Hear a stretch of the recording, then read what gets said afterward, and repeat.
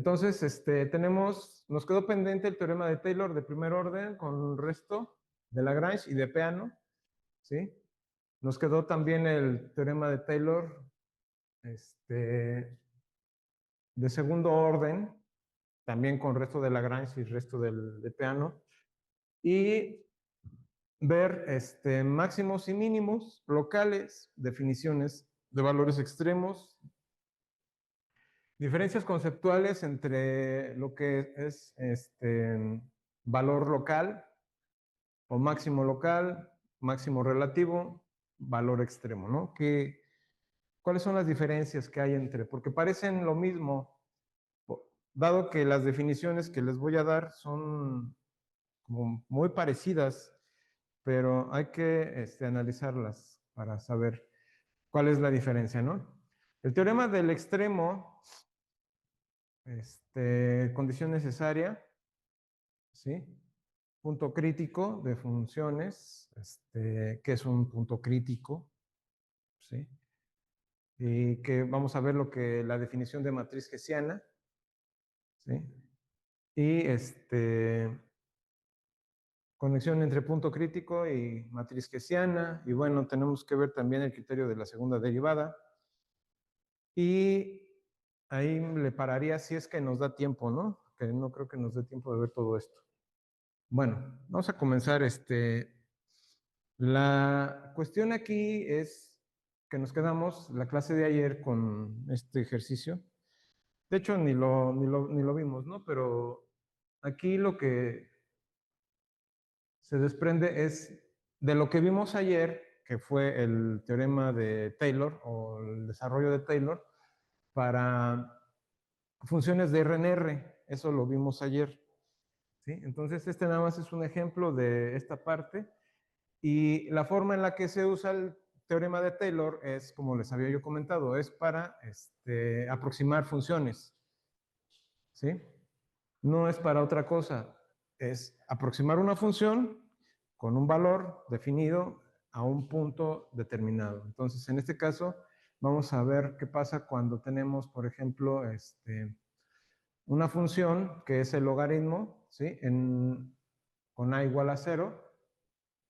Entonces, aquí en esta parte, pues tenemos que desarrollar primero las derivadas, que es la primera, la segunda y la tercera. Esto es con n igual a 5, ¿sí? ¿Por qué con n igual a 5? Porque necesitamos que tenga hasta quinta derivada para calcular el error, o el residuo, o el resto, como lo estuvimos llamando ayer. ¿Sí? Entonces, en este caso, pues vamos a calcular la primera derivada, que en este caso del logaritmo natural, que es 1 entre el contenido, en este caso es 1 más x, y después de esto calculamos la segunda derivada, y obviamente esto en correspondencia con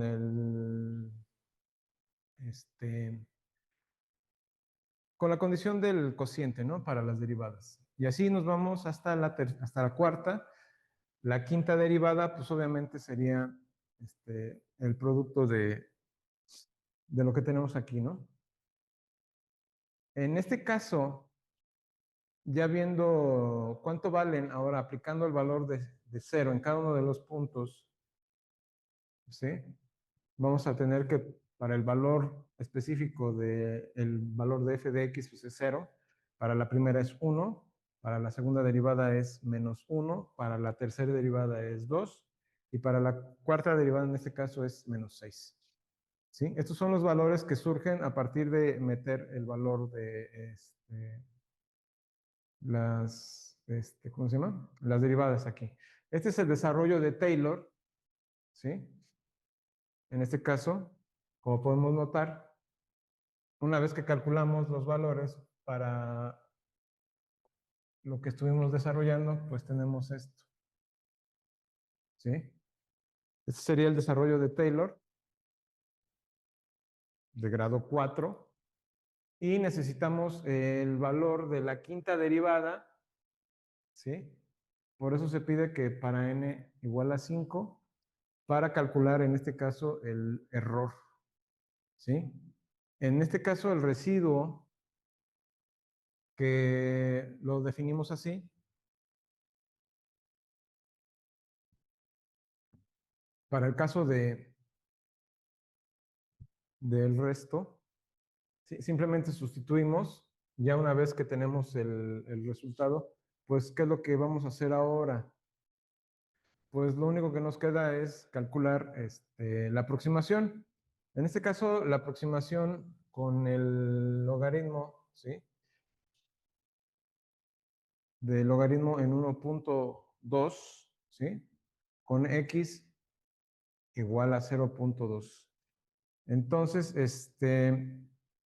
lo que vamos a poner es pues, simplemente sustituir los valores de x, ¿sí? Esto de aquí. Entonces, una vez que hacemos la sustitución, pues obtenemos los diferentes valores, ¿sí? Según la extensión de Taylor que nos da aquí. Y por último, obviamente, lo que tenemos que tomar, pues es también este valor que está ahí metido, ¿no? Entonces, en este caso, lo desarrollamos para los 4 primeros términos, ¿sí? Y después lo desarrollamos para el resto, ¿sí? Para ver qué nos da en el error. Entonces, aquí podemos ver que se supone que en el error nos va a dar un resultado de 0.00064. O sea, como se dice aquí, es algo como de 10 a la menos 5, ¿sí? Entonces, en este caso, podemos nosotros ver el valor real del logaritmo, ¿sí? Y darnos cuenta que el error aproximado, pues, o el error real al aproximado nos da esto.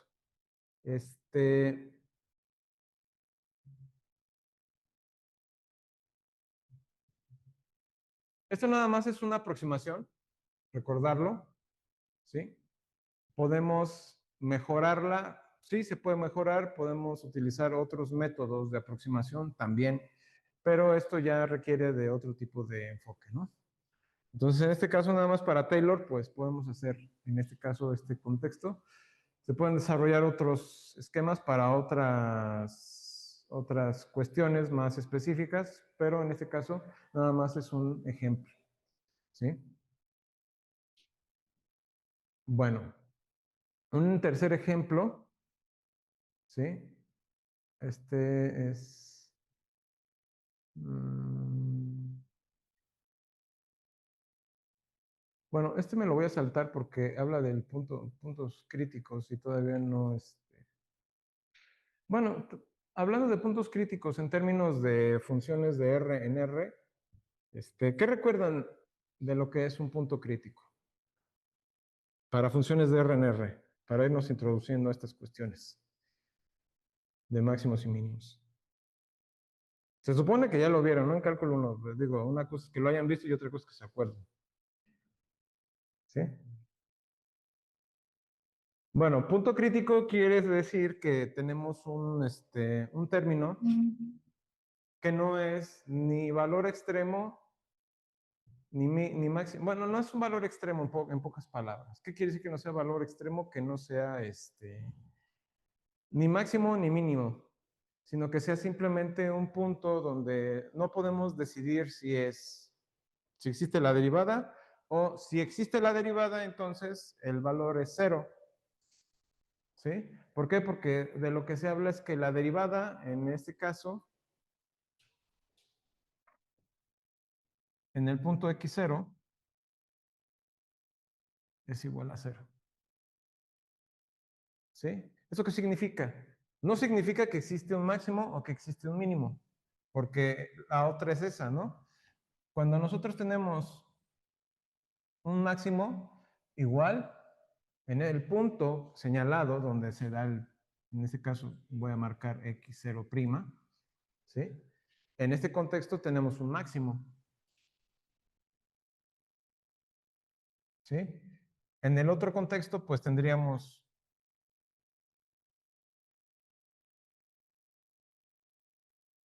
bueno, parece una lengua, ¿no? Pero tendríamos un mínimo. ¿Y qué es lo que dice? Pues la inclinación de las derivadas en este caso es cero. O sea, aquí la f' también en x0' también es igual a cero. Y acá también la f' de x0 b' también es igual a cero. ¿Sí? Eso es por el criterio de la primera derivada. Pero si resulta que no podemos definir si es máximo o mínimo, lo que tenemos en algunas ocasiones es esto. O sea, tenemos en el mejor de los casos tenemos un punto de inflexión, ¿sí? Así, aquí le llamamos punto de inflexión.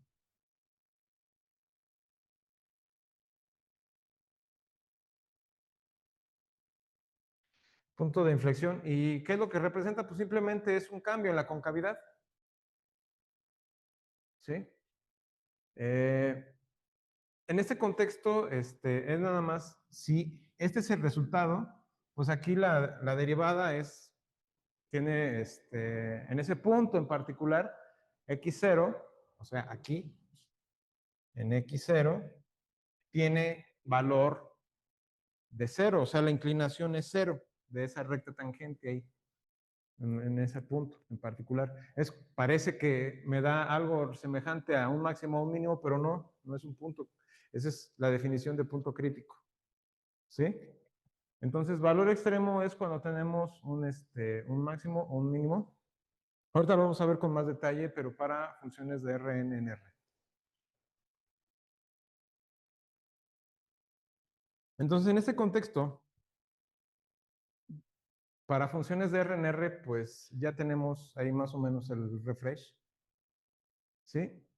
Entonces, pues vamos a analizar análisis del punto crítico cuando x es igual a 2. Veamos la definición de la función f de x. Ustedes podrían sacar una calculadora y ver esto, ¿no? Cómo se mueve. Tienes una ondulación, tienes una función que tiene un cambio de concavidad, o sea, hay que graficarla. Y bueno, no se me ocurrió graficarla y ponérselas aquí para que se viera más claramente, ¿no? Pero es un polinomio de grado 3, entonces esto pues obviamente es continuo por todos lados, de R a R, o sea, tenemos una condición donde la función es continua en R a R. No se pierde, pero sí tiene un punto crítico y en esta consideración se dice que tiene dos puntos críticos, uno en 0 y otro en 2. Vamos a ver qué pasa cuando tomamos el punto crítico en x igual a 2, ¿sí? Entonces, pues lo que vamos a diferenciar aquí, bueno, haciendo los cálculos con la derivada y el desarrollo de Taylor, pues calculamos la primera, la segunda y la tercera derivada para n igual a 4, a n igual a 3 en este caso. Y simplemente desarrollamos evaluando los términos en 2, ¿sí? O sea, las funciones y las derivadas en 2, y es lo que estamos obteniendo.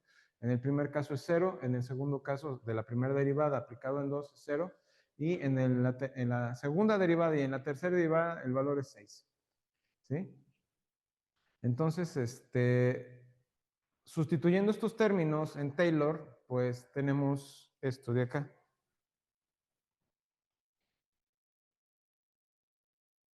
¿Sí? Entonces, con h pequeño, 3h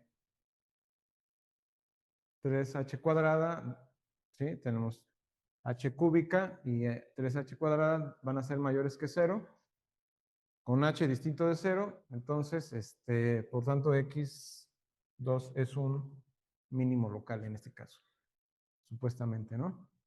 Bueno, aquí estoy usando la definición de punto crítico. En algunos libros tal vez lo manejen así, pero aquí lo que vamos a definir es que el punto crítico es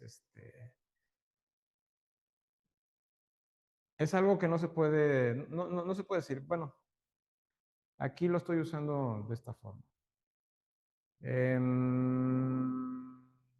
Me voy a enfocar esto un poquito más adelante y lo voy a utilizar más o menos como está en el margen. ¿Sí? Entonces, bueno. Aquí se dice que es un máximo local, un mínimo local, perdón. ¿Sí? El teorema del criterio de la segunda derivada. Aquí con esto podríamos comprobar si realmente es un máximo local. ¿Sí? Tendríamos que ver qué pasa con la segunda derivada. ¿Sí? Se puede ver fácilmente qué pasa en este caso si tenemos el valor de la segunda derivada es 6. Si lo recuerdan ahí en el ejercicio anterior. Entonces, aquí se podría analizar esto fácilmente, ¿no?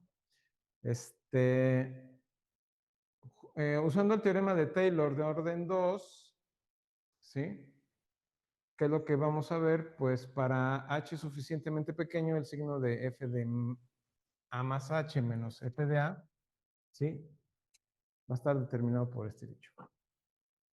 ¿Sí? ¿Por qué? Porque este bicho de aquí va a estar definido por este. Si nosotros hacemos una aproximación, simplemente tomamos f de a más h, ¿sí? Menos f de a, esto va a ser aproximado a la segunda derivada de a por h2 o h al cuadrado sobre 2. ¿Sí? Es una aproximación tomando en cuenta que este es un error y es muy pequeño. ¿Sí? Entonces, esa sería una justificación en este caso, usando el teorema de Taylor o Taylor en orden 2. Una conclusión, ¿sí? Aquí, pues simplemente el teorema de Taylor nos sirve para aproximar funciones. Pueden ser funciones muy complicadas, ¿sí? Por polinomios. Hay funciones que normalmente están espantosas y si nosotros desarrollamos Taylor, podríamos de alguna manera, podríamos calcular una aproximación a esa función. Pero bueno, esto nada más es para este tipo de cuestiones. ¿Alguna duda con lo anterior?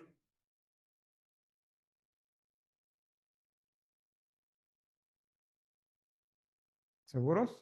Bueno, vamos a empezar a ver ya, adentrarnos un poquito más a lo que nos toca ya con el tema de el teorema de Taylor, pero para funciones de Rn en R. ¿Sí? En este caso, vamos a pedirle al teorema de Taylor, ¿sí? Que nos dé una función de Rn en R. ¿Sí? Esta función tiene que ser de clase C1.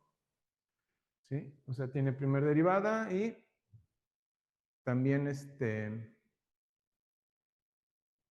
continua la primera derivada. Entonces, esto se da en un abierto, tomamos valores A y A más H en el abierto. ¿Sí? Entonces, vamos a trabajar dentro del segmento A, A más H. Aquí tenemos que tener en cuenta que aquí no se nota, ¿sí? Aquí me faltó ponerle los términos en función de un vector, pero A es un vector y A más H es un vector. ¿Sí? O sea, estamos trabajando en un intervalo, ¿sí? O en un segmento de recta que va a estar definido dentro de un conjunto que es un convexo. ¿Sí? O sea, aquí no se dice, pero realmente ya con esta notación estamos trabajando dentro de un convexo. ¿Sí? Tiene que haber una interacción entre estos dos puntos donde el conjunto U es convexo. ¿Sí? Recordando que un convexo es un conjunto donde tenemos, para cualquiera dos puntos que tomemos dentro del conjunto a trabajar, estos dos puntos se pueden unir a través de un segmento de recta. ¿Sí? Eso es un convexo. recordándolo nada más. Entonces, vamos a este tal efecto, vamos a tomar términos para todo t, ¿sí? Entre 0 y 1. Entonces existe un número, teta, ¿sí? Que va a ser las veces de xi, ahí. Entonces aquí lo vamos a definir entre 0 y 1, ¿sí? ¿Para qué? Porque las h son muy pequeñas, entonces como las h son muy pequeñas, lo vamos a definir y multiplicarlo por h, ¿sí? Entonces, y siempre recordando que las h's son términos vectoriales, ¿sí? En este caso me refiero a las componentes. Entonces, ¿qué es lo que vamos a hacer? Vamos a tomar el polinomio de Taylor, ¿sí? Y lo vamos a desarrollar. En este caso, en notación vectorial quedaría esto, ¿sí? Donde vamos a tomar f de a más h, f de a más el gradiente de f de a más h por z más h con producto interior, ojo, producto interior con h, ¿sí? Ese es el caso. Entonces hay que tener cuidado ahí con la notación. Entonces, por eso se nos da esto, ¿sí? Es el producto o la suma de los productos de las componentes del gradiente con el vector h, ¿sí? Entonces deben de tener en mente eso, ¿sí? Este hi es un real, este es un real, ¿sí? Aquí se están multiplicando, entonces, pero si se dan cuenta, esta es una de las componentes, es la componente yésima del gradiente, y esta es la componente yésima del vector h, ¿sí? Entonces, esto nada más es una lectura de lo que tenemos para tratar de entender qué es lo que estamos haciendo, ¿no? Entonces, simplemente, nada más reafirmando esto, ¿sí? Es el producto escalar de estos dos bichos del gradiente con respecto al vector h. Entonces, ya teniendo esto, entonces, el vector h se va a evaluar en el punto de a más teta por h, ¿sí? Entonces, esto nada más es analizando el teorema de Taylor de primer orden. Por eso se le llama de primer orden, ¿sí? Porque si revisamos esto con orden superior a n, en este caso es con n igual a 1, bueno, es es la primera derivada nada más. Así lo dejamos. Entonces, con eso ya tendríamos para divertirnos un rato, porque tenemos simplemente ahí ese tema, ¿no? Entonces, por otro lado, vamos a tomar el teorema de Taylor. Aquí ya aparece un resto, ¿sí? Aquí vamos a utilizar el resto de Lagrange. Ahorita vamos a ver quién es. Entonces, el teorema de Taylor de primer orden con resto de Peano, ¿sí? Se va a tomar a identificar, perdón, se va a tomar y se va a identificar muy parecido a lo que teníamos acá. Entonces, simplemente le vamos a añadir este término, ¿no? Que en este caso es el error o el resto, ¿sí? O el residuo, como se le conoce también, como ya lo hemos estado manifestando, ¿no? Esto se parece más a lo que hemos estado trabajando para cuando una función es diferenciable, ¿sí? Pero en las funciones diferenciables no se habla de esto, de la condición de que sea clase C1. Nada más se dice es diferenciable si pasa esta cosa, ¿no? En este caso, tenemos ahí el desarrollo de Taylor para grado orden 1 o de primer orden. Entonces vamos a ver las demostraciones, ¿no? ¿Alguna duda con los enunciados? ¿no? Bueno, entonces, vamos a ver la demostración para el resto de Lagrange. ¿Qué es lo que hicimos la clase pasada? Lo que hicimos la clase pasada fue definir un valor, ¿sí? En este caso vamos a definir un segundo valor. Vamos a tomar dentro del intervalo de a más h, obviamente donde estamos en u, y vamos a definir una función g que va de 0 a 1, donde vamos a tomar t entre 0 y 1. ¿Sí?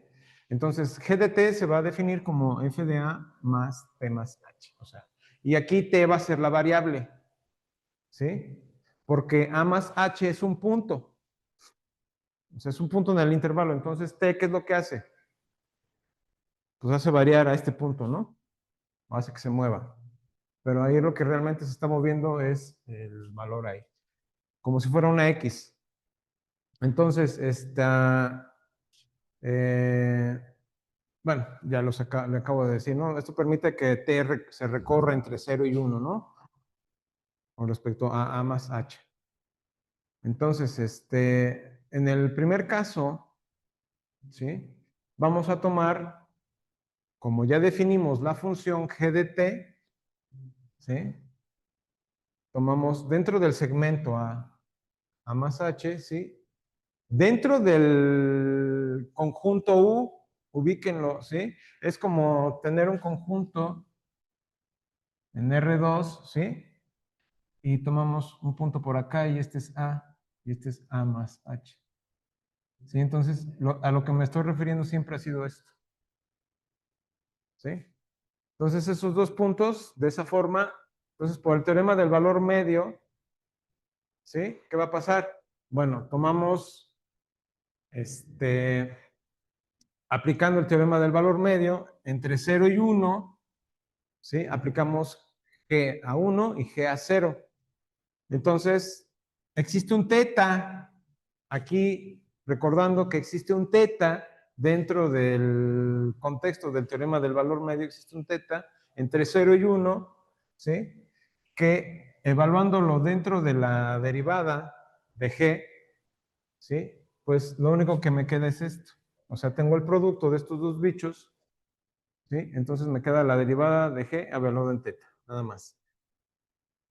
Me imagino que hasta aquí no hay problema. Estamos utilizando el teorema del valor medio para funciones reales de variable real.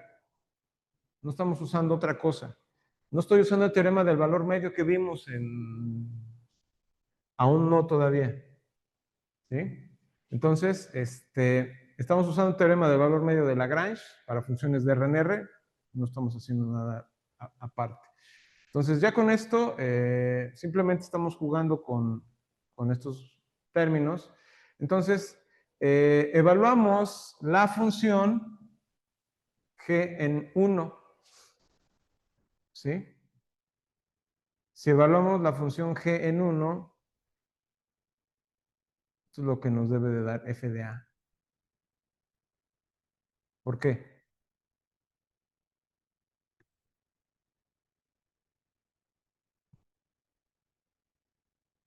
Ah, ahí las junté. A ver, ahí me faltó separarlas un poco. A ver, es que aquí la anotación no me ayudó. Aquí hay una separación. No, no es un producto. Hay que separarlo aquí. Entonces, estamos de este lado y por este lado. ¿Sí? Aquí es claro que si yo evalúo G en 1, pues me queda F de A más H, nada más. ¿Sí? Y por el otro lado tengo G evaluado en 0, pues simplemente pues me queda F de A. ¿Sí? No hay más. Entonces, en este caso, la derivada de este bicho, ¿sí? Se convierte en esto. ¿Por qué? Porque estamos evaluando G en 1 y G en 0. ¿Sí? Y al evaluar G en 1 y G en 0, pues nos permite sustituir lo que es G en 1 por esto y G en 0 por esto. ¿Sí está claro? Eso es lo que está ocurriendo. ¿Sí? O sea, como lo vimos acá, tenemos g en 1, g en 0, nos quedaba la derivada, ¿sí? Entonces, pues simplemente lo único que estamos haciendo es tomar lo que vale g evaluado en 1, sabemos que nos da esto, g evaluado en 0, pues nos da esto. Tomamos esos dos valores, sustituimos por g1, por g0 y nos queda esta parte. ¿Sí? Y donde, pues obviamente, está ahí la derivada. ¿Qué tendríamos que hacer ahora?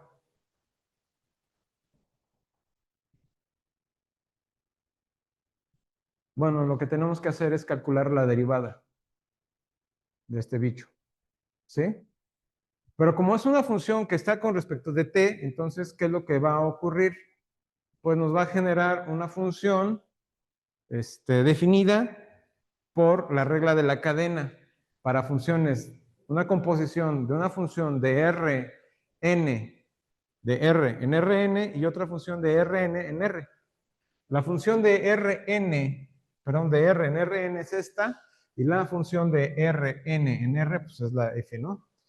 Entonces, ahí se genera este bicho, entonces la derivada de este bicho es todo esto.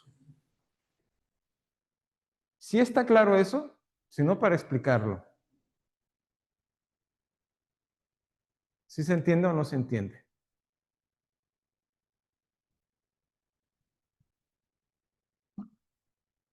Más o menos. A ver, vamos a recordar un poquito. Tenemos f con g evaluado en t, ¿no?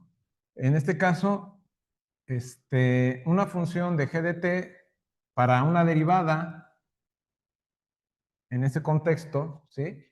¿Qué es lo que nos va a generar? Nos va a generar la derivada de la función f con g de t aplicado a la derivada de quién.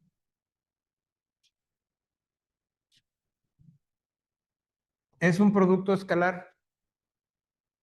Bueno, en este caso es un producto interior porque la derivada de este bicho tiene que ser una función que sea un vector. ¿Sí? Supongamos algo de R2 en R. O sea, este bicho es realmente una función que va de R2, que va de R en R2. ¿Sí?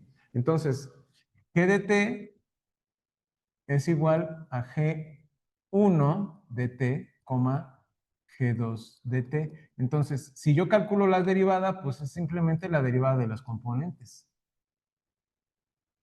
¿Sí se acuerdan de eso? ¿Sí?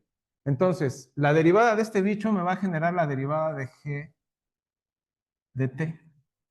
Entonces, ¿qué es lo que tengo? Pues es el gradiente de f aplicado a g, evaluado en t, multiplicado por la derivada de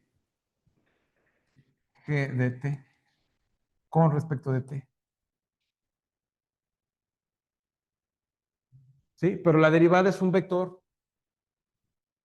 Tengan cuidado con eso. La derivada es un vector. Entonces, ¿qué es lo que hacemos? Como es un producto interior, véanlo aquí, es un producto interior. Entonces, la primera derivada es la parcial de f con respecto de g evaluado en x. ¿Sí? ¿Más qué? Pues g1 evaluado en t más la parcial de f evaluado en g con respecto de t, obviamente, por la parcial de y por g2 de t. Obviamente las derivadas, ¿no? Ahí estoy hablando de las derivadas. Con esto debe de quedar más claro esta parte. ¿Sí? Ok, entonces teniendo eso en cuenta, lo hice para 2, pero se generaliza para n. ¿Sí? Entonces es el producto de las sumas de las derivadas de la función f con las derivadas de la función g, que en este caso son, bueno, son estas gdt's que he estado manejando. ¿Sí está claro? Bien, en ese contexto, pues ya sabiendo quién es la derivada, ¿sí? Este bicho, pues obviamente es lo que les estaba yo diciendo. Es esto de aquí, ¿sí? Pero con respecto de h, ¿sí? Entonces, ¿hasta aquí alguna duda?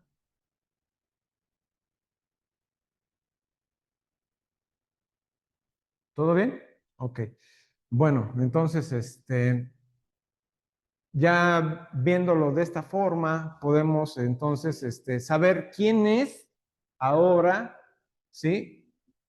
El resultado de lo que habíamos estado trabajando, ¿sí? Que en este caso, para la evaluación, lo que habíamos obtenido es esto, con t evaluado igual a teta, ¿sí? Entonces, ¿qué es lo que hacemos? Pues simplemente sustituimos la derivada, ¿sí? Al sustituir la derivada, ¿cuál? Esta, ¿en dónde? Pues la sustituimos acá por la derivada que habíamos estado trabajando.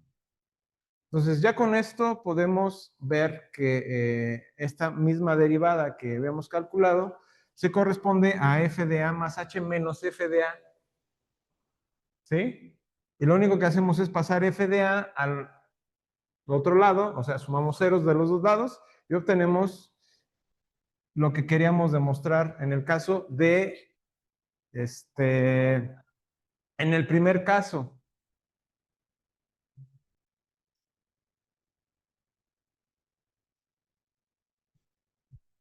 que era esto.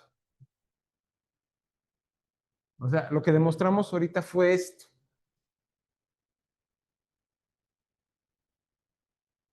¿Sí está claro? Entonces, esto es para la primera derivada, o sea, bueno, perdón, es usando el teorema de Taylor para funciones de Rn en R, pero en el caso de el teorema de Taylor de primer orden. Entonces, simplemente aquí se pide que la función sea de clase C1, ¿sí? Bueno, esto es nada más utilizando el teorema de Taylor, en este caso para esta primera parte. Entonces, con esto se demuestra el teorema de Taylor para eh, bueno, para el enunciado que les mostré ahorita, ¿no? Entonces, demostración de la versión de Peano, ¿sí? Tenemos simplemente, este es un recordatorio, ¿qué es lo que dice la definición de función diferenciable? Pues es tomando una función que es diferenciable en A, ¿sí? Ahora es de clase C1, ¿sí? Entonces, por definición de diferenciabilidad, esto teníamos, ¿sí? Y si se dan cuenta, es completamente análogo a lo que habíamos estado trabajando en el otro caso, ¿sí? Ahora, eh, interpretación del infinitésimo, ¿sí? ¿Qué tomamos? Bueno, significa que si tomamos el numerador, o sea, la parte de arriba de la definición de diferenciabilidad, ¿sí? Entonces, esto es un infinitésimo, ¿sí? De orden superior, obviamente con respecto de h, o la norma de h. Entonces, ¿esto qué quiere decir? Que vamos a definir una función de este tipo, ¿sí? Y esta función de este tipo, ¿qué va a implicar?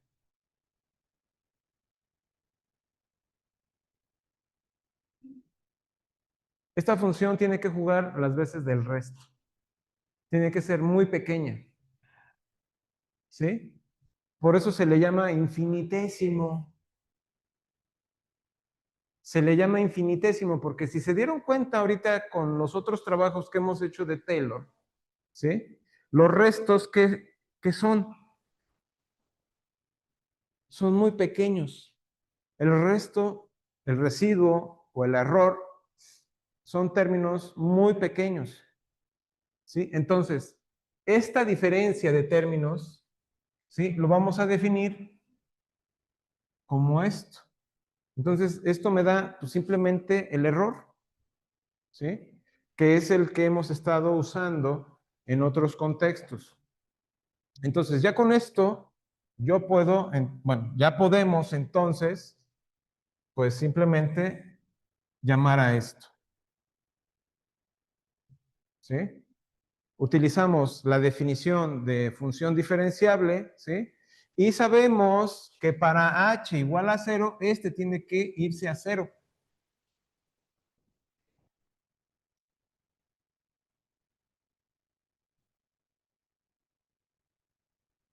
Con h igual a 0.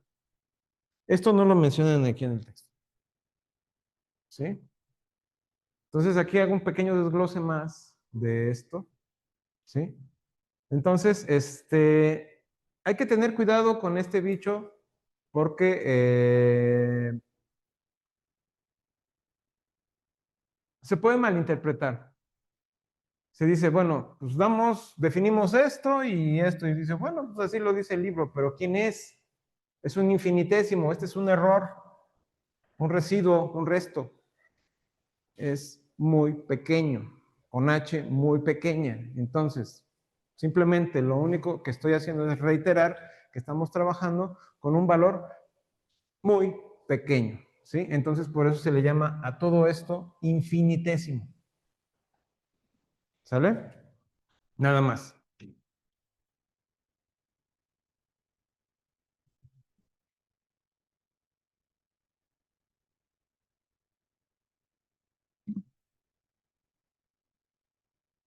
Entonces, aquí lo que va a implicar es simplemente cuando esto tiende a 0, entonces el infinitésimo tiene que irse a 0.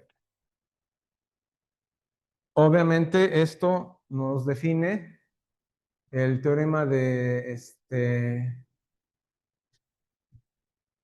Taylor, ¿sí? Con resto de Peano, ¿sí? Entonces, ¿qué es lo que buscamos?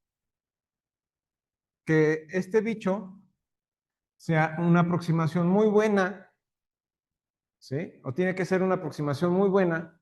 ¿A quién? Pues a la misma función, ¿no? Entonces, simplemente se especifica eso.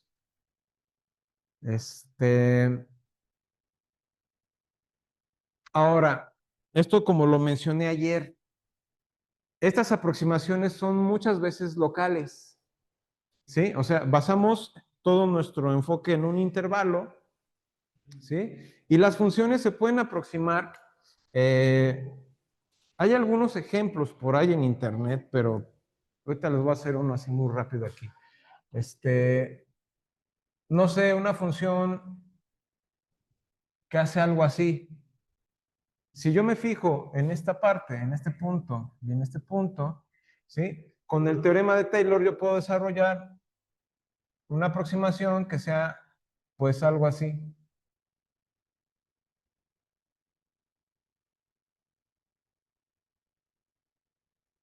O que haga esto, ¿sí? O sea, en realidad tengo una parábola dentro una especie de parábola, ¿sí? Utilizando Taylor, porque es un polinomio. O sea, lo que me da Taylor es un polinomio. Eso tengo que estar consciente de ello. Entonces, la aproximación que voy a tener está dentro de un rango nada más. Y después de ese rango, ya no sé qué pasa. ¿Sí? Bueno, sí lo sé. El error se hace muy grande. ¿Sí? Entonces hay que tener cuidado con este Taylor, porque no es para toda la función, sino nada más es para un intervalo. Entonces, por eso se dice aquí que es local. ¿Sí? Estoy enfocándonos en un máximo, en un mínimo. Ahí es nada más una cuestión. Entonces, tiene que tener un error, ¿sí? Que tiende a 0 cuando h tiende a 0, ¿sí? Bien, entonces la versión de Lagrange dice esto, ¿sí? Este sería el teorema del valor medio, en este caso, con valor del resto, en este caso. Para funciones de varias variables, obviamente. ¿Sí? Vamos a ver un ejemplo. Tenemos una función de xy, ¿sí? Esta función de xy, que es x cuadrada más 3xy más y cuadrada, ¿sí? Y vamos a tomar los puntos a 1,1 y h va a valer de 0,1, bueno, va a valer 0,1 y 0,2, ¿sí? Y evaluando la función en f igual a 1,1, pues simplemente vamos a tener un valor de 5, ¿sí? Calculamos las derivadas parciales con respecto de x y con respecto de y. Este es el resultado que obtenemos, o sea, no es la gran cosa, ¿sí? Eh, parecen muy semejantes, pero son diferentes, ¿no? Entonces hay que tener cuidado ahí, nada más es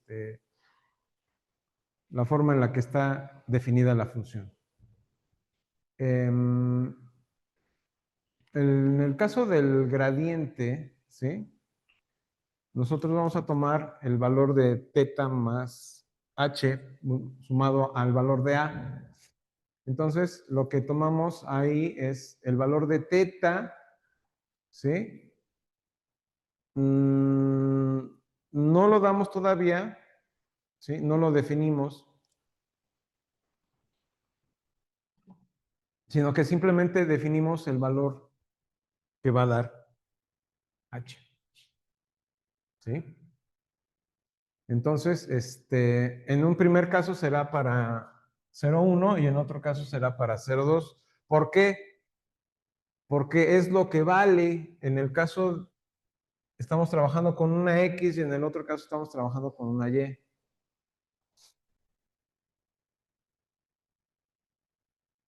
¿Sí?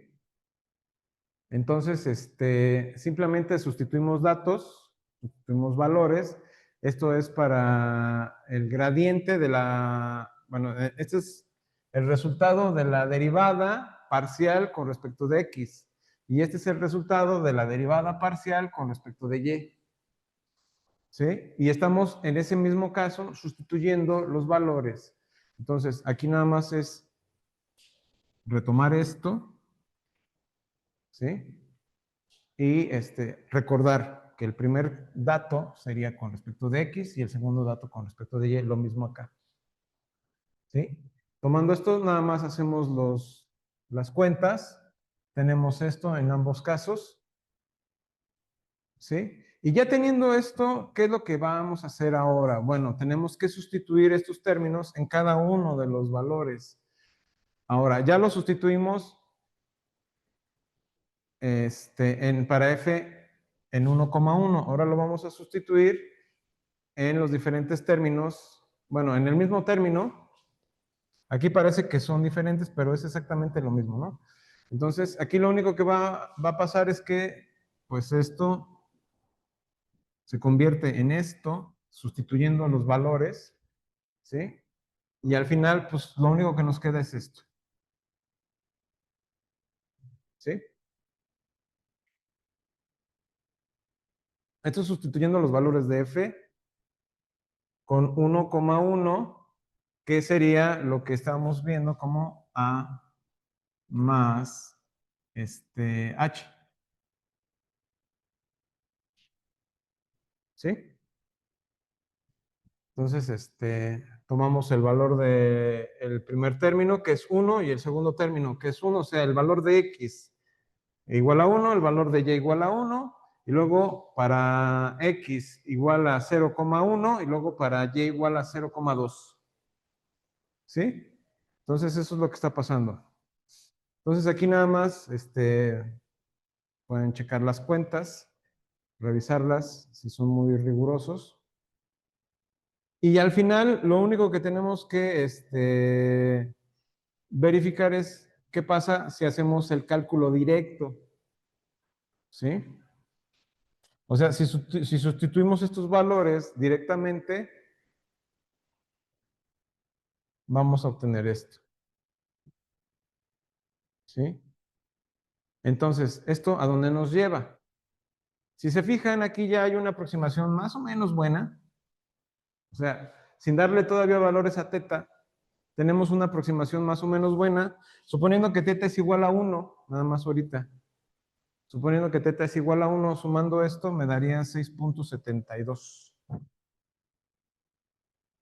Ya con eso, 6.72, pues digo, no es así como que la mejor aproximación, pero es muy próxima. ¿Sí? No es muy buena tampoco. Pero eso va a depender de teta. ¿Sí? Entonces, ¿qué valores para teta toman? Pues bueno, en este caso, por ejemplo, si toman teta igual a esto, a 0.5, ¿sí? Está entre 0 y 1. Tenemos que tomar un valor entre 0 y 1.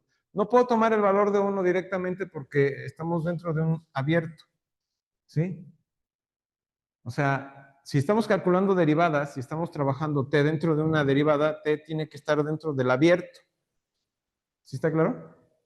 Entonces tenemos que tomar un valor entre 0 y 1. Podemos tomar valores más pequeños, claro. Entonces, tomándolo así, bueno, lo único que habría que hacer es sustituirlo ahí. ¿Qué pasaría si sustituimos aquí? Aquí me faltó ya nada más terminar. Haciéndolo así a ojo. Multiplicando punto 22 por...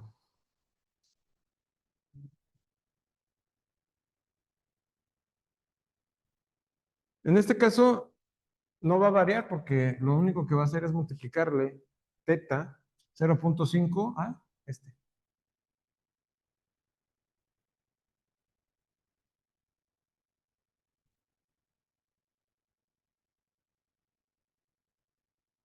Si ustedes le multiplican 0.5, vamos a hacer las cuentas rápido. Ustedes pueden hacerlo mentalmente, nada más para verificar.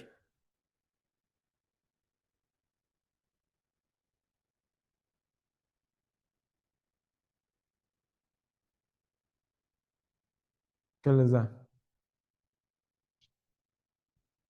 0.11, ese es el resultado, o sea, porque y lo que estábamos buscando es 0.61.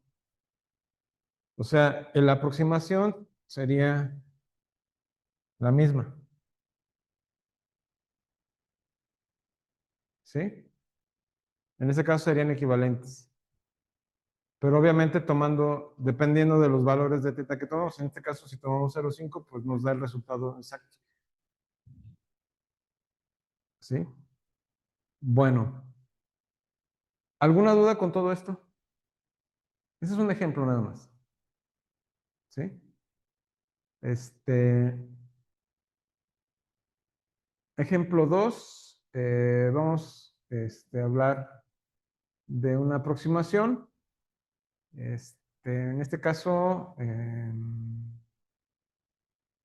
bueno, calculamos las derivadas parciales, tomamos f en 0, tenemos el seno de xy, simplemente es el seno en 0, pues es 0, y sustituyendo los valores por las derivadas, las derivadas parciales con respecto de x, con respecto de y, pues simplemente obtenemos el gradiente, ¿no? Que evaluando igual me da 0,0. ¿Por qué? Porque en este caso tenemos esto, ¿sí? Porque en 0 obviamente me daría 1 para el coseno.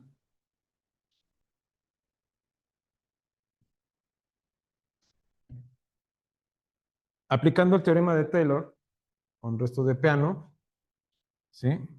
En este caso, sustituimos, tomamos en H1 y H2, ¿sí? Eh, Tendríamos esto.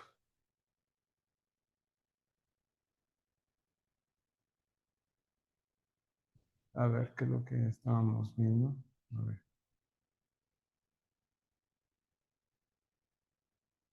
Ah, ya. Ok. En este caso, si nosotros tomamos valores de H, obviamente muy pequeños, ¿sí?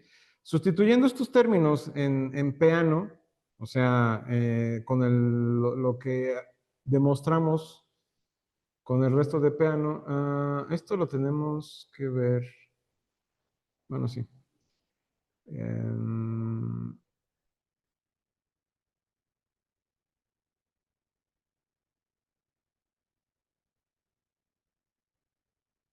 ok, a ver.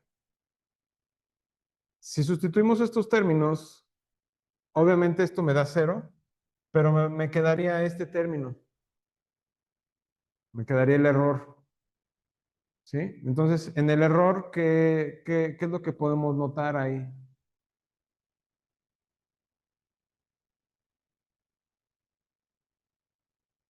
Si sustituimos directamente los valores, obviamente obtenemos un valor a rajatabla que es cero, ¿sí? Pero tomando estos términos, valores de h diferentes de cero, ¿por qué? Porque obviamente estaríamos trabajando con un término que va más allá, ¿sí? Estamos trabajando con un valor a más h, ¿sí? Entonces aquí el valor de cero es, el 0,0 es este, pero el a más h, ¿sí? Tenía que ser igual a quién? Al 0, más h1, 0 más h2, ¿sí? Entonces, sustituyendo estos términos, obviamente es lo que está pasando. Estamos sustituyendo f de a más h, y entonces obtenemos esto, ¿sí? Sustituyendo estos términos, obviamente, tomando en cuenta las derivadas y sustituyendo los valores que definimos para a, entonces obtenemos nada más esto de aquí. Es lo que se afirma entonces, se dice que estamos más cerca del 0,0, ¿sí? Porque tiende a cero más rápido que la norma de este, ¿sí? Entonces, si usamos esta desigualdad, ¿sí? Obtenemos esto de aquí.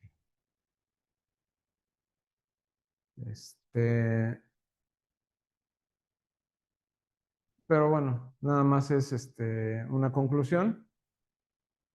¿Alguna duda con esto? Ok.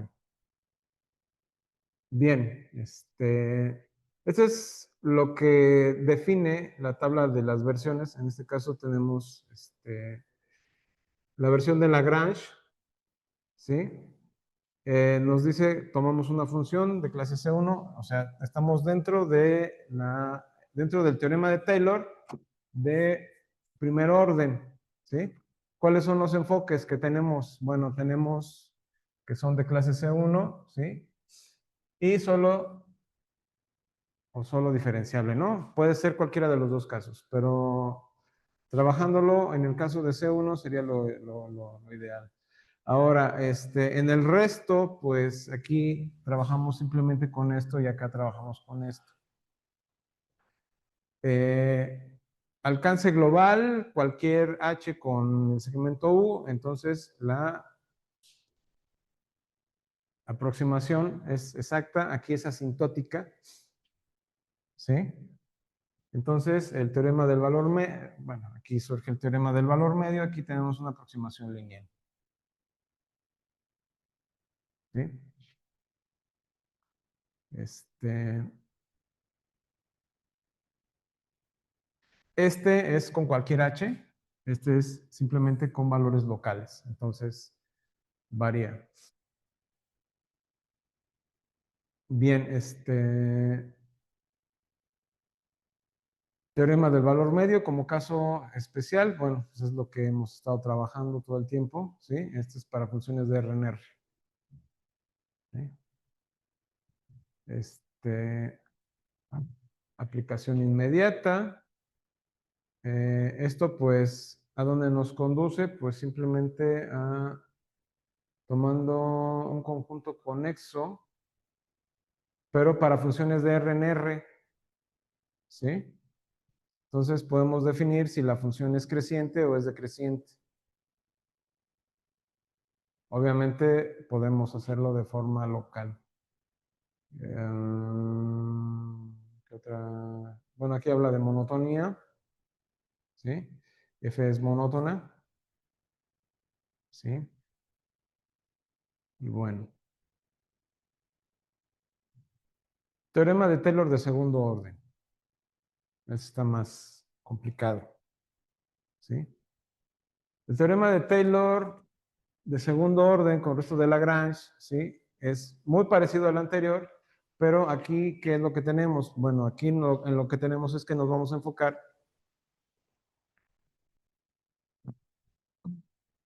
en la segunda derivada. Esta. Este es el resto de Lagrange, ¿sí?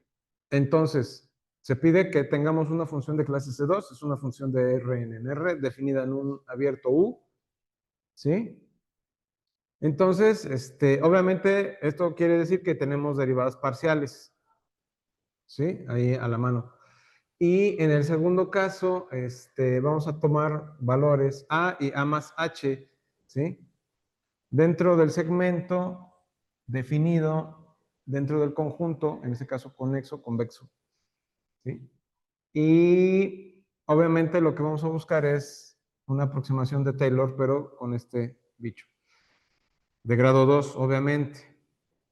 ¿Sí? F de A más esto, ¿sí? O sea, es lo mismo que les comenté hace rato. Este es el producto interior, ¿sí? Y en el segundo caso vamos a tomar las parciales mixtas, ¿sí? Entonces, eso es lo que tenemos que demostrar.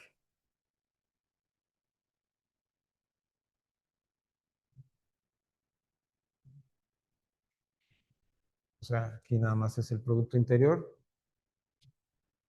¿sí? Y representa todas las derivadas. La segunda sumatoria, doble, representa todas las derivadas de las derivadas mixtas, ¿no? Esto evaluadas en el punto intermedio y ponderadas entre H, I y HJ, o sea, dentro de las entradas, ¿no? Que es en I y en J. Ese es el teorema de Taylor, pero con resto de Peano, ¿sí? Aquí lo que vamos a ver es que tenemos términos semejantes, pero la diferencia es que acá nos dan un error. El error de este lado está aquí, ¿sí? Bien, entonces si trabajamos con bueno, tenemos otro enfoque, va a ser, como de aquí se dice, la diferencia clave es que la versión de Peano, las derivadas segundas se evalúan en el punto base A, ¿sí? No usamos H, no usamos H y teta, ¿sí? Nada más usamos los valores de A, no de A más H por teta. Entonces, mientras que en Lagrange se evalúa en el punto A más H teta, ¿sí? Y obviamente sale el término, ¿sí? Que es el error o el resto, ¿sí? Y obviamente esto es cuando H tiende a cero.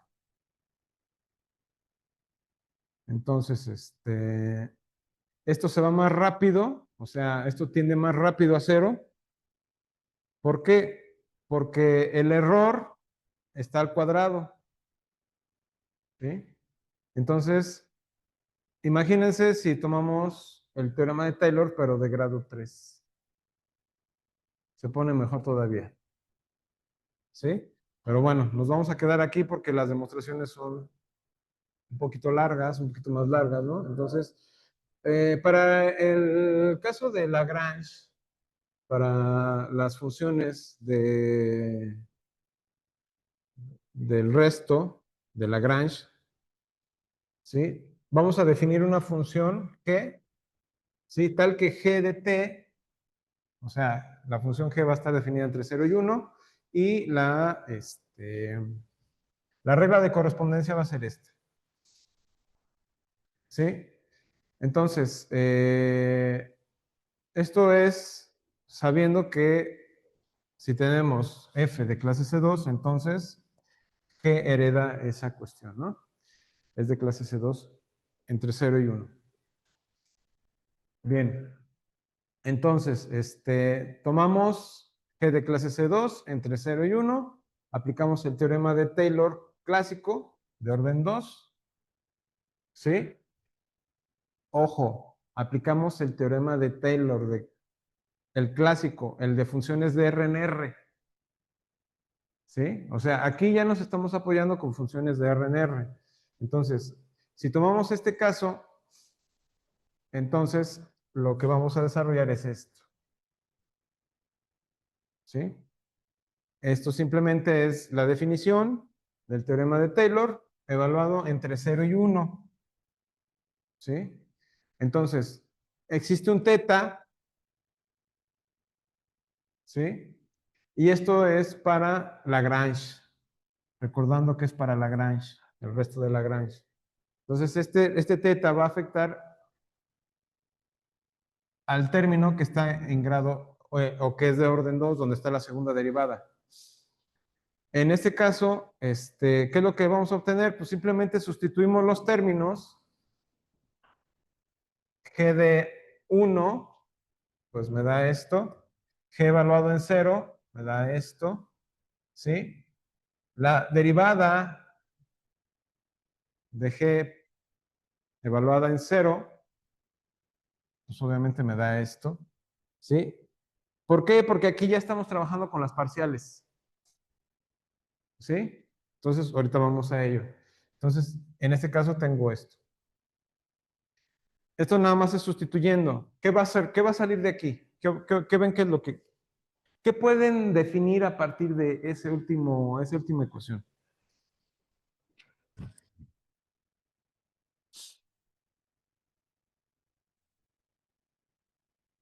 ¿Qué dirían ustedes que va a resultar?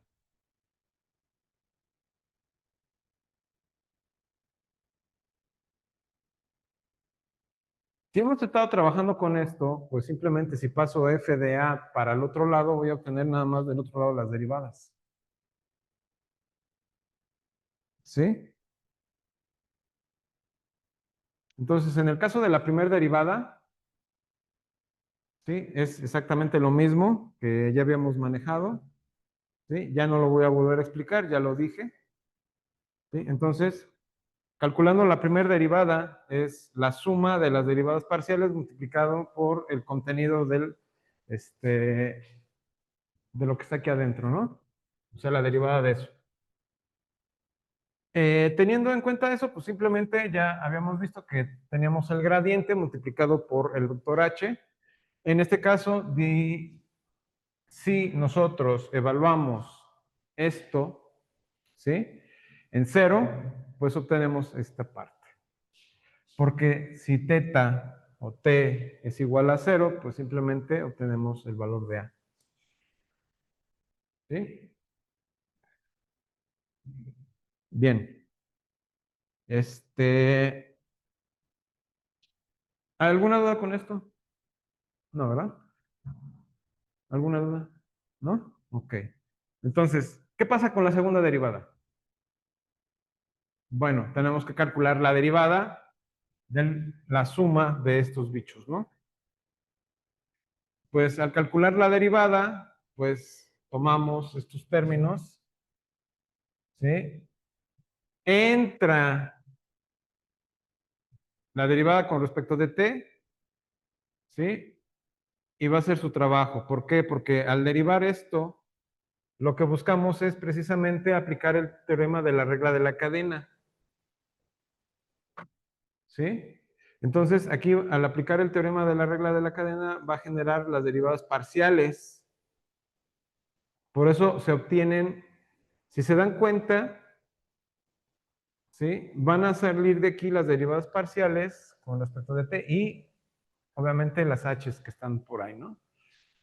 La derivada con respecto de a pues, se va a cero, lo único que me va a quedar son las t de h y i, ¿sí?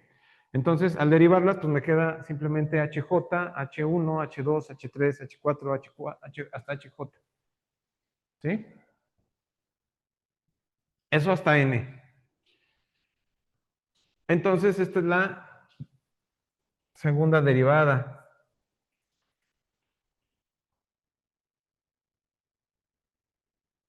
¿sí? O sea, es nada más esto de aquí. Bueno, hasta acá, ¿sí? Y de ahí surge, pues obviamente,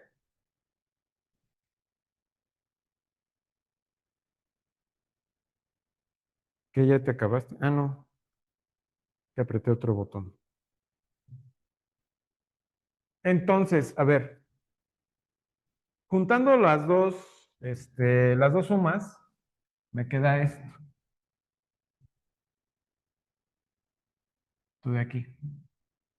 Ajá. Entonces ya la segunda derivada la podemos ver como esto que está acá. Entonces, si teta es igual a t, o sea, recordemos que t está entre 0 y 1, entonces existe una teta por ahí, sustituimos ese valor simplemente por teta. Esto. ¿Está claro hasta aquí? Bien, esto es nada más con la segunda derivada. ¿Sí? Entonces, lo que vamos a observar es simplemente sustituimos las derivadas aquí. Lo que nos faltaba era la primera derivada, que es este bicho. ¿Sí? La segunda derivada, este bicho. ¿Sí? Entonces, simplemente la sustituimos y obtenemos lo que habíamos estado pidiendo. ¿Sí? En un caso vamos a sustituir por 0 y en el otro caso vamos a sustituir por teta. ¿Sí? Porque a lo mejor ahí se pueden ir con la finta, oye, no debes de sustituir la segunda derivada por 0, no, porque estamos trabajando con el resto de Lagrange. Y el resto de Lagrange afecta al término, en este caso, con grado 2 o la segunda derivada. En el caso anterior, afectaba a la primera derivada. ¿Está claro? Bueno, entonces simplemente sustituimos y obtenemos, pues, casi como por arte de magia, esto. Y con eso queda demostrado el teorema de Taylor de segundo orden, ¿sí? Con el resto de Lagrange. Entonces, vamos a ver la demostración para el resto de Peano, ¿sí? Como f es de clase C2, ¿sí? Cada derivada parcial es diferenciable, al menos, ¿sí? O sea, es continua, pero también es diferenciable. Entonces, esto aplicando el teorema de Taylor del primer orden, ¿sí? Pues nos queda esto.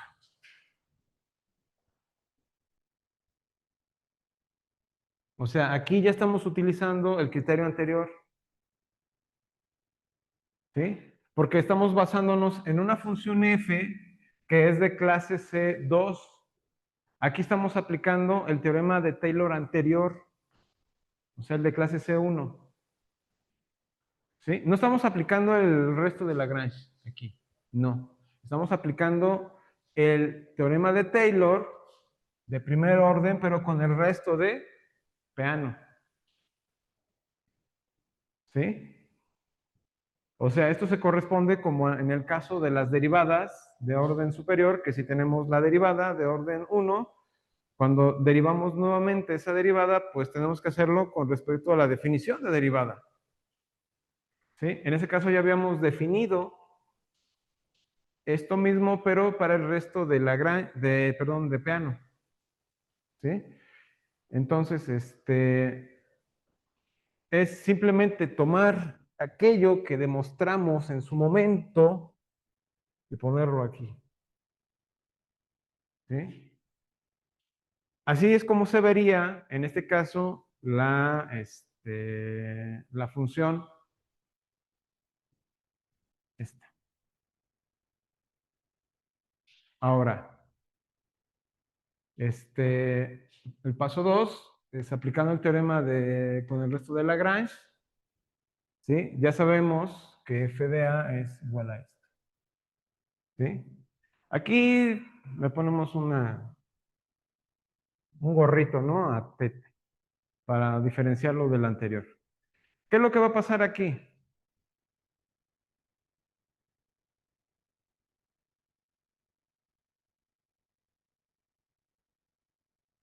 Tomamos esto, que pues es la derivada desarrollada utilizando el teorema de Taylor de segundo orden, ¿sí?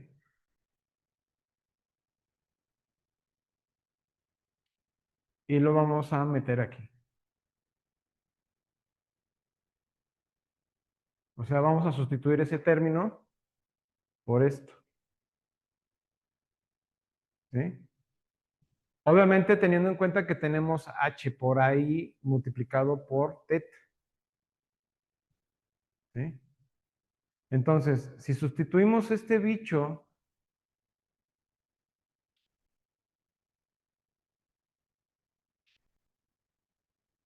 vamos a tener que utilizar todo esto,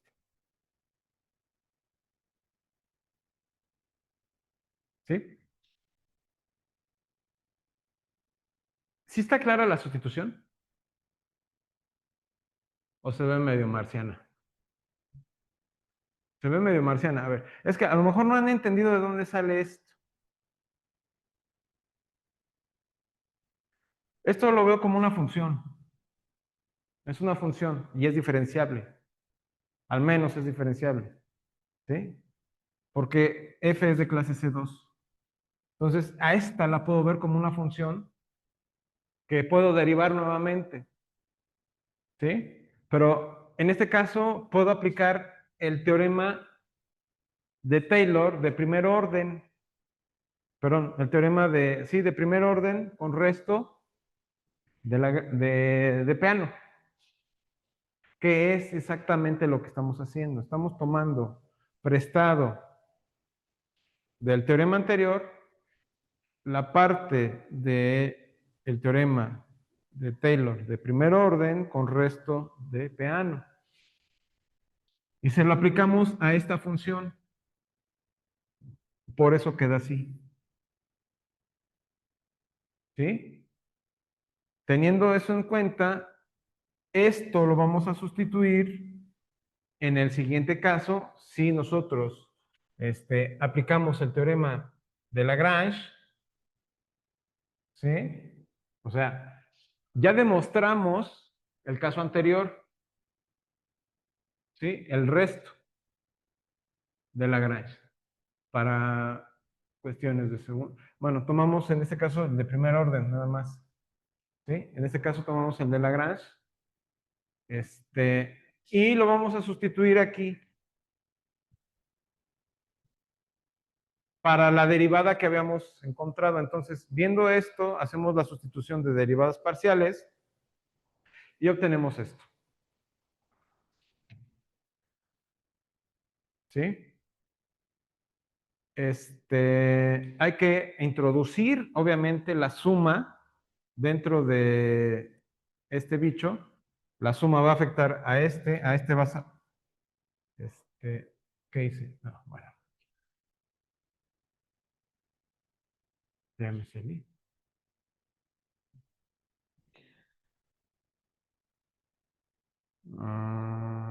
Algo hice.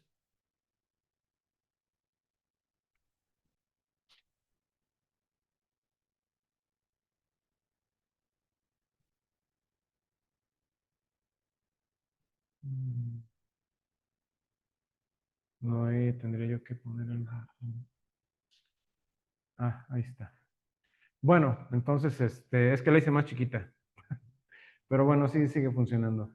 Es que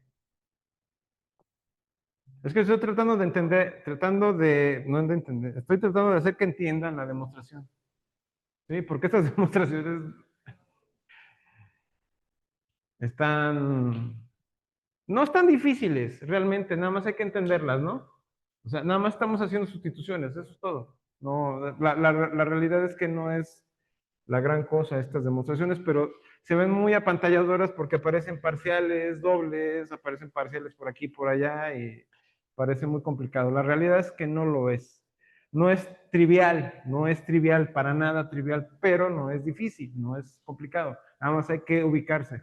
Entonces simplemente metemos la suma afecta también a este bicho, ¿sí? Y con esta justificación ya podemos, pues, llegar a la conclusión de esto. ¿Sí? ¿Por qué? Porque en este caso vamos a tener la suma de todos estos bichos que al final se va a convertir en un término al cuadrado. ¿Sí? Aquí está.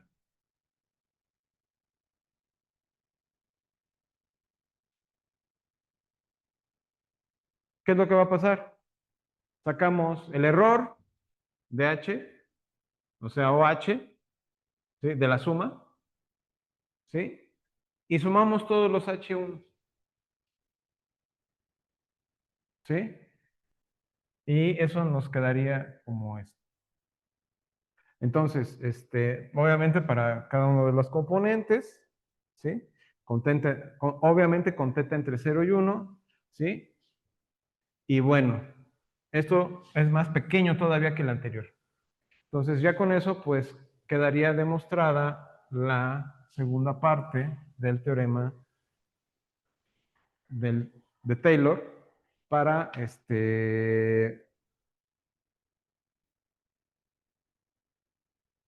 teorema de Taylor de orden 2 con resto de Peano. ¿Sí? ¿Alguna duda hasta aquí, muchachos? Bueno, esto sería, a ver, nada más termina de copiar. En este caso, como podrán ver, las demostraciones no son tan complicadas, pero sí, tienen pasos medio entrevesados. Hay que tener cuidado ahí con ellos. Em,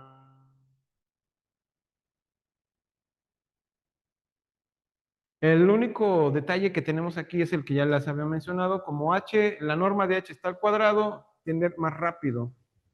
¿Sí? O sea, en este caso, la versión de Peano tiende más rápido. ¿Sí? A cero. Bien, cuando h tiende a cero, obviamente. La función, como h es más, todavía mucho más chiquita, esta aproximación todavía es mejor. ¿Sí? Y bueno, ya se lo podrán imaginar en los ejercicios que siguen. ¿Sí? Entonces, aquí creo que no puse, sí. Ah. Bueno, son los mismos ejemplos. Bueno, no es cierto. En el otro caso era 3, aquí eran x cuadradas, aquí son x cúbicas, y bueno, ahí ya. Sustituimos los valores de la función entre 0 y 1, tomando a entre 0 y h igual a 1,1. Las derivadas parciales de cada una con respecto de x y con respecto de y, sustituyendo, ¿sí? En 0, pues tenemos que las derivadas parciales son 0,0, ¿sí? Y las segundas derivadas van a variar, ¿sí? Aquí, obviamente, también, si sustituimos por 0, pues nos daría 0 en ambos casos, en los tres casos. ¿qué es lo que pasa? Sustituyendo los términos, en este caso de f y de la primera derivada y de la, de la función f evaluada en a, y esto nos llevaría a desarrollar esto que está aquí. ¿Sí? Calculando las segundas derivadas, obviamente se ve medio raro porque tenemos las segundas derivadas ahí, se ve medio apantallador, pero simplemente ya como ya calculamos las segundas derivadas es 6x, 4y y 4x más 6y.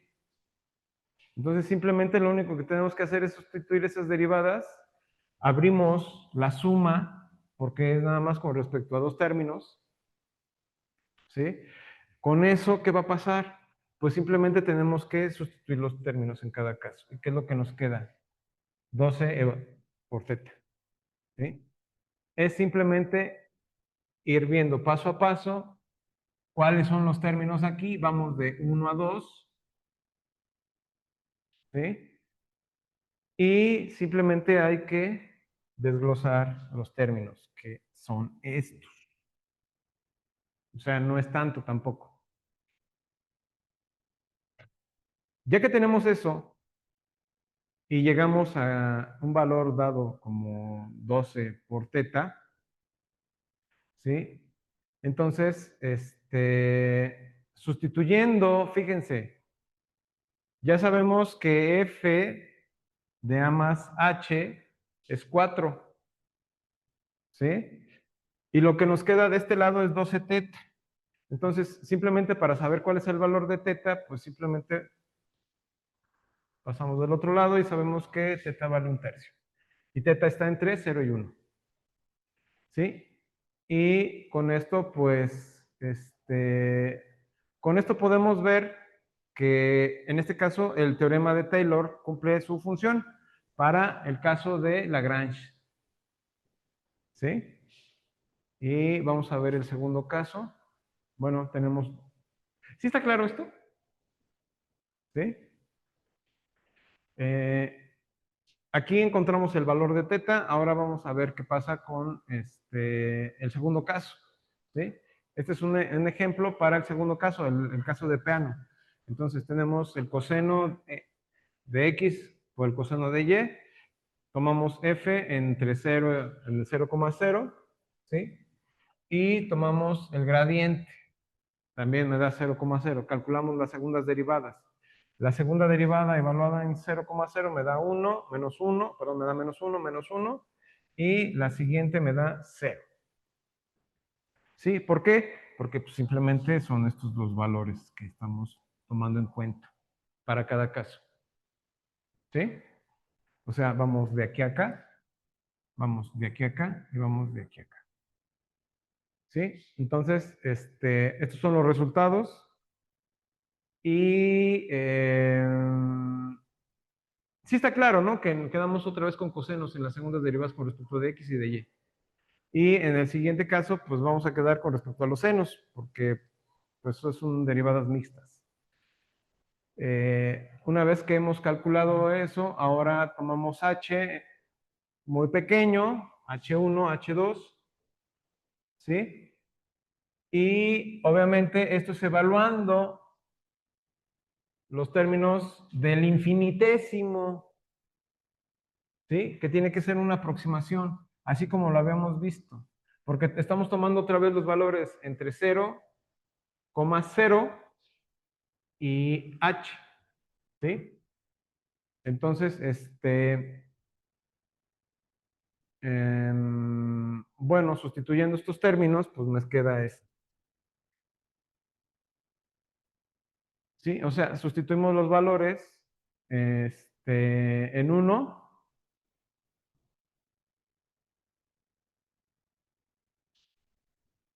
O sea, los que obtuvimos, ¿sí? En las derivadas para sustituirlos en acá,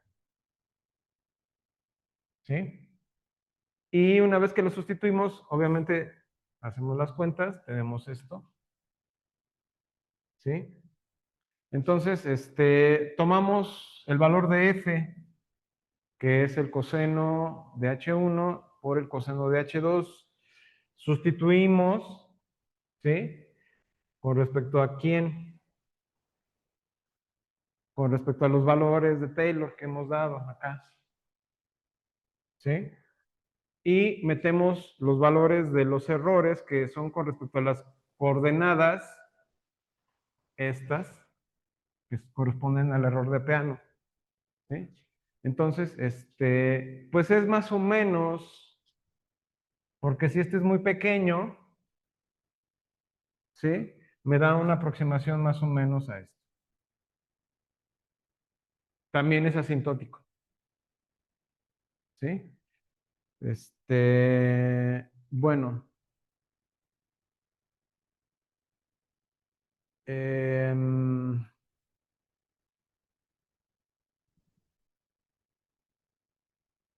Esta es una comparación nada más, ¿sí? Porque primero hacemos el cálculo de esto, ¿sí? Y luego simplemente sustituimos y añadimos los valores para el error. El error tiene que ser muy pequeño.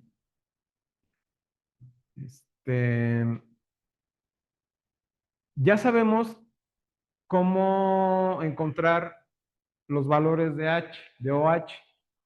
¿Sí? ¿Por qué? Porque son iguales a...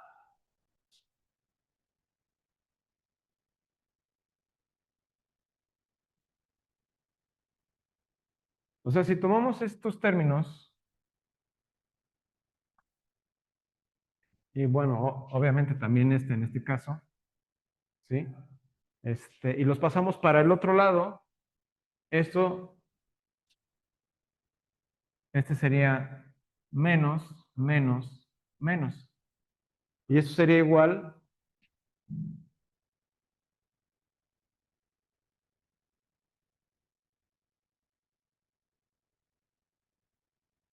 ¿sí? De esa forma ustedes pueden obtener el valor de H. Oye, que las derivadas, pues nada más calculen las derivadas parciales, sustituyan todo y al final, simplemente para saber cuánto vale cada H o de H, pues simplemente saquen esto. ¿Sí? Bueno, jóvenes, lo voy a parar aquí. Nos quedamos cortos. Y el día de mañana, bueno, no, la próxima semana seguimos con la definición de máximo local y todo esto. Entonces ya la próxima semana vemos todo lo que corresponde a esto. ¿Vale? ¿Alguna duda hasta aquí? ¿No? Bueno, pues entonces gracias por venir. Nos vemos mañana. Tell me pretty lies, look me in the face, tell me that you love me.